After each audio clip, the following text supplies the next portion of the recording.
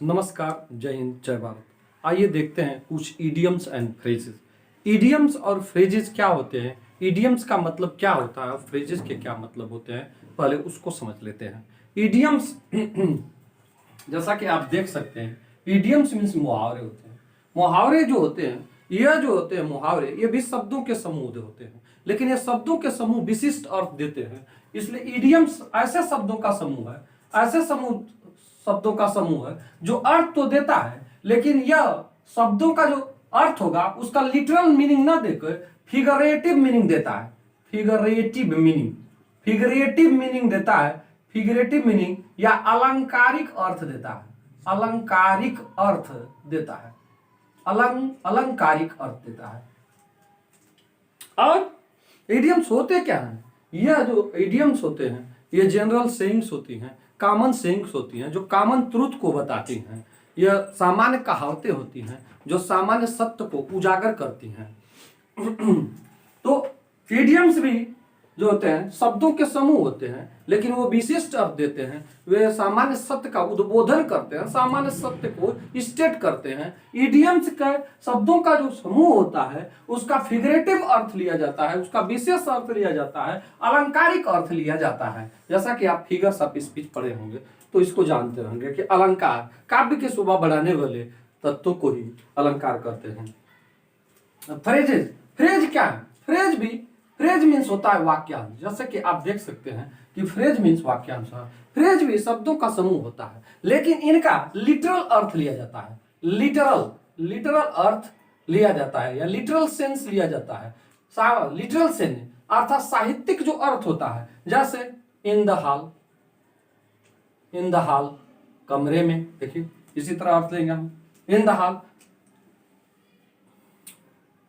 Out of the gate, gate से बाहर। शब्दों का देखिए समूह है और ये किसी वाक्य का हिस्सा तो होगा। तो शब्दों का ऐसा समूह जो अर्थ तो देता हो लेकिन पूर्ण अर्थ नहीं देता हो, यह फ्रेज कहलाता है। फ्रेज जैसे he lives in the hall, वह हाल में रहता है। लिव्स इन द हॉल, अगर इस वाक्य में देखें तो इन द हॉल क्या है? एक फ्रेज माना जाएगा, क्योंकि यह शब्दों का एक समूह है। शब्दों का समूह है जिसका सेंस तो आ रहा है लेकिन वो पूर्ण भाव या कंप्लीट सेंस नहीं दे रहा है। जैसे अलंकार क्या होंगे? अलंकार भी वाक्यों के अंदर ही प्रयोग किए जाते हैं, लेकिन वो फिगरेटिव अर्थ देते हैं, वो विशिष्ट अर्थ देते हैं, जिन्हें इडियम्स कहते हैं। सॉरी, हमने अलंकार कहते हैं, इडियम्स होते हैं, विशिष्ट अर्थ देते हैं।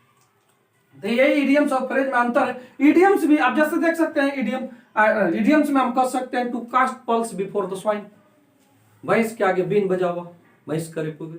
To maintain white elephant, to maintain something which is costly, ऐसी चीज को मेंटेन करना, बनाए रखना जो कि महंगी हो। तो टू मेंटेन व्हाइट एलिफेंट, ऐसे देखेंगे तो उसका अगर शाब्दिक अर्थ या लिटरल मीनिंग लेंगे तो टू मेंटेन व्हाइट, सफेद हाथी को मेंटेन करना। नो, लिटरल मीनिंग नहीं लेंगे, फिगरेटिव मीनिंग लिया जाता है इडियम से। तो आइए देखते हैं कुछ इडियम्स को, और कुछ फ्रेजेस भी बीच बीच में आते रहेंगे। ऑल इन ऑल मीन्स होता है होल एंड सोल, सर्वे सर्वा। ऑल इन ऑल मीन्स होता है होल एंड सोल, सर्वे सर्वा।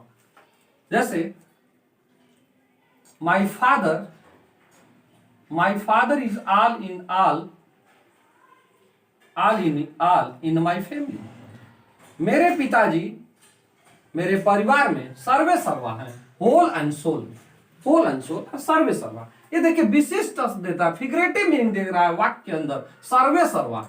ये नहीं है कि सभी में सभी है, मेरे पिताजी मेरे परिवार में सभी में सभी। नो, ऑल इन ऑल का मतलब होता है होल एंड सोल। यहां पर यह all in all idiom. At 6s and 7s in great disorder, at 6s and 7s, अगर लिटरल मीनिंग देखेंगे तो कुछ और होगा, लेकिन इसका मतलब होता है इन ग्रेट डिसऑर्डर, अस्त व्यस्त या बेतरतीब, यानी कि छीट देना, चीजों को अस्त व्यस्त कर देना। जहां पर जो चीज रहनी चाहिए वहां पर नहीं है, छीट दी गई है, हटा दी गई है, बुरी तरह उसका क्रम बदल दिया गया है। तो एट 6s and 7s का कैसे प्रयोग करेंगे? इन ग्रेट डिसऑर्डर, अस्त व्यस्त।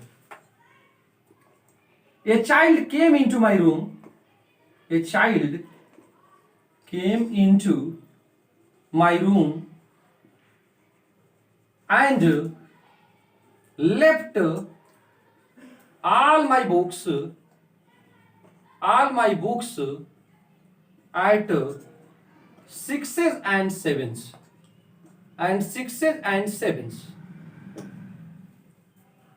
Now moving to the third, एक बच्चा मेरे कमरे में आया और मेरी सारी किताबों को एट सिक्सेस एंड सेवेंस कर दिया, लेफ्ट छोड़ दिया एट सिक्स, यानी कि बेतरतीब छीट दिया, अस्त व्यस्त कर दिया, यानी कि जहां वो रखा था वहां पर वो किताबें नहीं थी, इधर उधर कर दी गई थी। ऐसी जगहों पर एट सिक्सेस एंड सेवेंस का प्रयोग करेंगे। Add fuel to fire to make the matter worse, Hindi में कहते हैं अग्नि में घी डालना। अग्नि में घी डालना अर्थात जो पहले से ही गुस्से में हो और उसके गुस्से को और बढ़ा देना। To make the matter worse, अग्नि में घी डालना, या मामले को और जो है उसको लाइट अप कर देना और जला देना, अर्थात किसी के गुस्से को और बढ़ा देना, यानी कि किसी को भड़काना। अरे तो भड़का हुआ है और भड़का देना, कहने का मतलब ये होगा। आइए देखते हैं वाक्य प्रयोग। Add fuel to fire, my father was already angry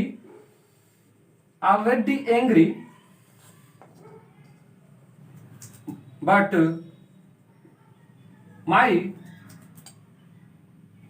my insulting behavior added fuel to fire. मेरे पिताजी पहले से ही क्रोधित थे, लेकिन मेरे अपमानजनक व्यवहार ने अग्नि में घी डाल दिया, अर्थात उनके गुस्से को और बढ़ा दिया। इसका मतलब ये होगा। आल एंड सन्ड्री का मतलब होता है, दिस इज आल्सो इडियम, ये भी एक इडियम मुहावरा है। एवरीवन विदाउट डिस्टिंक्शन, बिना भेदभाव के प्रत्येक लोग, यानी कि सभी लोग बिना किसी भेदभाव के। आल एंड सन्ड्री वाक्य में इसका प्रयोग होगा। आई इनवाइटेड, वाक्य प्रयोग देख रहे हैं उदाहरण के माध्यम से। आई invited all and sundry to my birthday party, मैंने सभी लोगों को अपने बर्थडे पार्टी पर इनवाइट किया था, इसका यानी कि एवरीवन विदाउट डिस्ट्रक्शन बिना। Now moving to the next, this is final one. At one's wits in, totally confused, यानी एट वंस विट्स इन, अगर इसका लिटरल मीनिंग देखा जाए, अगर इसको ये फ्रेज नहीं है, ये इडियम है, और इडियम का फिगरेटिव मीनिंग अलंकारिक अर्थ दिया जाता है, जो कि एक विशेष अर्थ होता है। एट वंस विट्स इन है वंस, पर किसी के बुद्धि के अंत पर, किसी के बुद्धि के अंत, यानी कि ऐसी परिस्थिति में पड़ जाना कि जहां पर आपको यह समझ में नहीं आए कि what should do and what should not to do, क्या करना चाहिए या क्या नहीं करना चाहिए। आप ओवरवेल्म हो गए, आप परप्लेक्स्ड हो गए, आप टोटली कंफ्यूज हो गए। इसका मतलब ये होता है एट वंस विट्स एंड का मतलब होता है टोटली कंफ्यूज और परप्लेक्स्ड, चकरा जाना, टोटली कंफ्यूज हो जाना। व्हेन द, वाक्य प्रयोग देखें, when the thieves saw the policemen,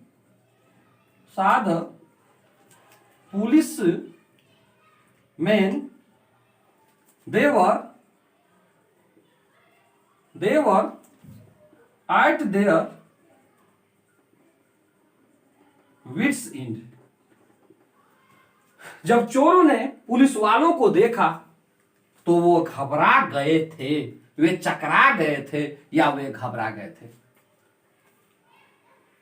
मैं समझता हूं कि आप इन मुहावरों को समझ गए होंगे और इडियम्स और फ्रेज के बीच के अंतर को भी समझ गए होंगे। नेक्स्ट वीडियो में हम और इडियम्स और फ्रेज देखेंगे। तब तक के लिए जय हिंद, जय भारत।